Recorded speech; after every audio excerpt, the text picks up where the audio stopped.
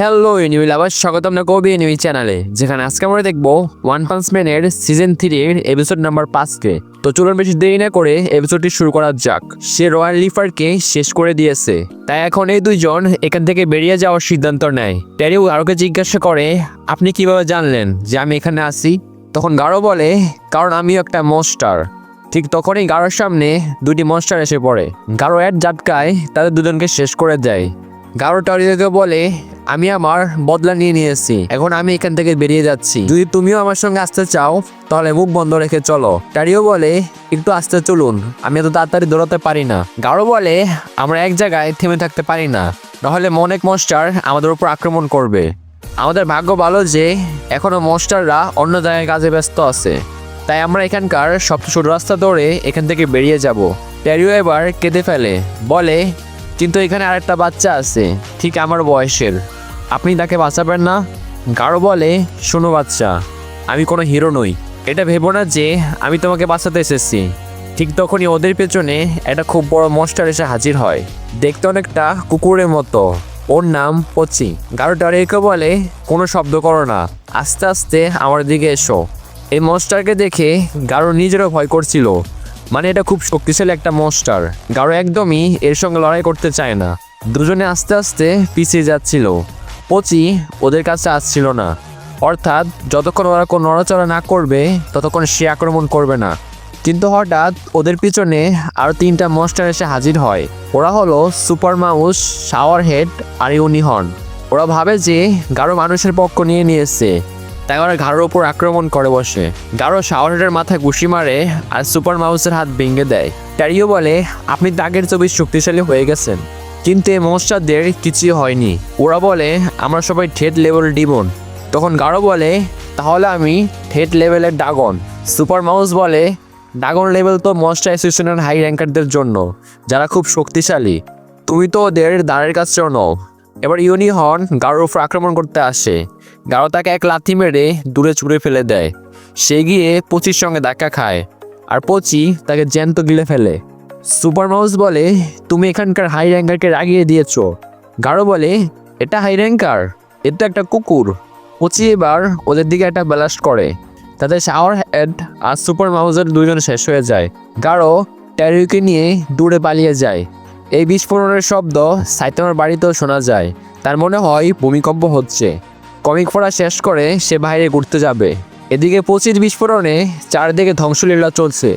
এটা দেখে গারো বলে, তো এটা মনস্টার অ্যাসোসিয়েশনের হাই র্যাঙ্কারদের শক্তি। গারো ট্যারিওকে বলে, তুমি একা এখান থেকে পালিয়ে যাও। ট্যারিও বলে, একা তো আমি বাঁচতে পারবো না। গারো বলে, তাহলে আমি কি করব? তোমার জন্য আমি ঠিকমতো লড়াই করতে পারছি না, আমিও মারা পড়বো। ট্যারিও এবার কেঁদে কেঁদে সেখান থেকে পালিয়ে যায়। পচি তার উপর ব্লাস্ট করার চেষ্টা করে। তখন গারো পচির ওপর আক্রমণ করে, যাতে তার মনোযোগ গারোর দিকে যায়। পচি গারোর ওপরে বড় একটা ব্লাস্ট করে। গারো ভাবে, এবার তো আমি মরে যাব। এমন জায়গায় আমি তো বলেছিলাম আমি মনস্টার লেভেল হিরোদের সঙ্গে লড়াই করব। এটা নয় যে আমি মনস্টারদের সঙ্গে লড়তে চাই। আমি তো এখন কিছু করিও নি, মনে হচ্ছে এটাই আমার শেষ। কিন্তু আমরা দেখি যে গারো কোনোভাবে বেঁচে গেছে। পচি তার উপর আরও ব্লাস্ট করে, কিন্তু গারোর কিছুই হয় না। পচির বিস্ফোরণে উপরের স্বর কাঁপতে থাকে। কিন্তু সাইতামা তখন মজে মজে কমিক পড়ছিল।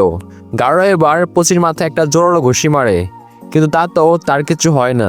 সে আবার গারোর উপর ব্লাস্ট করতে থাকে। তাতে গারো এই জায়গার সবচেয়ে নিচের তলায় পৌঁছে যায়। সে আসলে সোজা গিয়ে গিওরের ঘরে পড়েছে। গিওরে বলে, তুমি আমার প্রত্যাশা পূরণ করেছো, তুমি এখনো মরনি।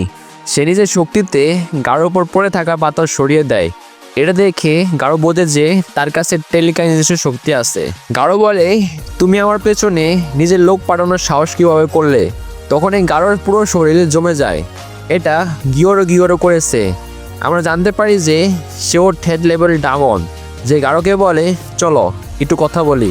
অন্যদিকে সাইতামা তার কস্টিউম পরে বাইরে বেরোয়। গিওরোকে বলে, তুমি এখনো অর্ধেক মনস্টার হয়েছ। তবু অবাক করার ব্যাপার যে তুমি 25 বেলা সহ্য করতে পারছো, কিন্তু এটা যথেষ্ট নয়। আমি তোমাকে ট্রেনিং দিয়ে সবচেয়ে শক্তিশালী মনস্টার বানিয়ে পারি। গারো বলে, তুমি আমাকে ট্রেন করবে? মানে তুমি আমাকে টেলিকাইনেসিস শেখাবে? গিওরো বলে, আমি এসব কিছু শেখাবো না, আমি তোমাকে মনস্টার হওয়ার গোপন কথা বলবো। সহজ কথায় বলতে গেলে তোমাকে বারবার মৃত্যুর দোরগোড়া থেকে ফিরে আসতে হবে। তাতে তোমার মন আর শরীরের উপর প্রচণ্ড চাপ করবে। শুনতে সহজ কিন্তু করতে খুব কঠিন। অনেকে তো তৎক্ষণাৎ মৃত্যুবরণ করে। গারো বলে মনে হচ্ছে তুমি এটা আগেও করেছো। তখন গিয়রো বলে যে সে শত শত মানুষ আর মনস্টারদের উপর এই পরীক্ষা করেছে। সে মনস্টারদের অন্য মনস্টার খাইয়েছে, একে অপর রক্তপাত করিয়েছে, বিল্ডিং করিয়েছে। সে জেনেছে যে যখন কেউ মরতে মরতে বেঁচে যায় তখন সে এক লেভেল উপরে উঠে যায়। বারবার এমন হলে মানুষ অনেক বেশি শক্তিশালী হয়ে যায়। অনেক ব্যর্থ পরীক্ষার পর তার প্রথম সাফল্য এসেছিল, সেটা ছিল মনস্টার কিং ওরোচি। কিন্তু গারোর কাছে তার চেয়েও বেশি প্রতিভা আছে। রয়্যাল রিফারের সঙ্গে লড়াইয়ের সময় সে এক লেভেলের উপরে উঠে গেছে, প্রতিবার আগের চেয়েও অনেক বেশি শক্তিশালী হচ্ছে। যদি সে প্রতিবার গিয়রোর প্রোগ্রাম ফলো করে তাহলে ওরোচির সমান বা তার চেয়েও বেশি শক্তিশালী হতে পারবে। তো আমার সঙ্গে হাত মেলাও, তুমি দুনিয়ার সবচেয়ে শক্তিশালী মনস্টার হয়ে যাবে। তারপর আমরা দুজন মিলে সব হিরোদেরকে হারিয়ে দেব। এটাই তো তোমার স্বপ্ন, তাই না? গারো বলে আমার তোমার সাহায্য লাগবে না। আমার এমন লোক পছন্দ নয় যারা পিছনে বসে সব দেখে। গিয়রো বলে কিন্তু তোমার কাছে আর কোনো উপায় নেই। তুমি আমার পাকড়াও থেকে ছাড়া পাবে না। আমার টেলিগেজের শক্তি তাৎসুমাকি আর ফুবুকির চেয়েও বেশি। কিন্তু সে অবাক হয়ে দেখে যে আস্তে আস্তে গারো তার পাকড়াও থেকে ছেড়া পাচ্ছে। সে গারোকে পাথর দিয়ে ঢেকে দেয়, কিন্তু গারো কুশি মেরে সব ভেঙে ফেলে। গারো বলে বস, তোমার মধ্যে এতটুকু শক্তি আর নিজেকে মনস্টার অ্যাসোসিয়েশনের লিডার বলো? তুমি একসঙ্গে একটা জিনিসই কন্ট্রোল করতে পারো। তাই যখন তুমি পাথর নাড়াচ্ছিলে তখন আমার উপর থেকে টেলিকিনেসিস শক্তি সরে গেছে। তুমি তো বেশ দুর্বল মনস্টার বেরোলে। তুমি আমাকে কি টেন করবে? আমার ভাগ্য ভালো যে আমি তোমার সামনে এসে পড়েছি। যদি আমি মনস্টার অ্যাসোসিয়েশনের লিডারকে শেষ করে দেই তাহলে অ্যাসোসিয়েশন নিজে নিজেই শেষ হয়ে যাবে। গিয়রো বলে হিরোরা আসছে, তুমি আমাকে বেকার ক্লান্ত করো না। আমার এনার্জি বাঁচিয়ে রাখতে হবে।